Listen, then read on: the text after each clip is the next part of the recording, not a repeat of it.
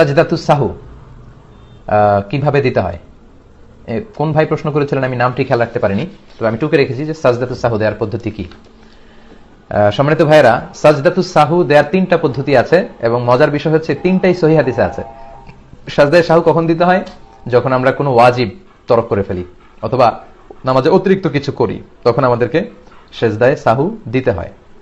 পদ্ধতি 3টা। প্রথম পদ্ধতি, বাংলাদেশে আপনারা যেভাবে শিখেছেন, যেভাবে আদায় করেন ঠিক সেভাবে, অর্থাৎ শেষ বৈঠকে আত্তাহিয়াতু পরে ডান দিকে এক সালাম, আসসালামু আলাইকুম ওয়া রাহমাতুল্লাহ, তারপর 2টি সেজদা, আল্লাহু আকবার বলে সেজদা দিয়ে বসে, তারপরে আপনি সেজদা দিয়ে বসে আপনি আবার তাহিয়াত, দুরুদ এবং দোয়া মাসুরা পরে সালাম ফিরিয়ে নামাজ শেষ করবেন। এটা বাংলাদেশে এস্টাবলিশড, সবাই প্র্যাকটিস করে, এটা সহিহ হাদিসে আছে, কোনো সমস্যা নেই, করতে পারেন।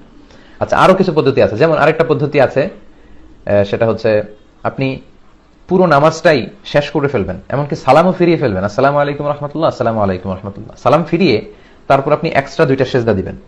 এটাও সেজদায়ে সাহু হয়ে গেল, এটাও সহিহ হাদিসে আছে। সেজদায়ে সাহুর 3 নম্বর পদ্ধতি হচ্ছে পুরো সালাত শেষ করবেন, শেষ বৈঠকে বসে তাহিয়াত পড়বেন, দুরুদ পড়বেন, দুরুদ পড়ার পরে দোয়া মাসুরাও পড়বেন, কিন্তু সালাম ফিরাবেন না।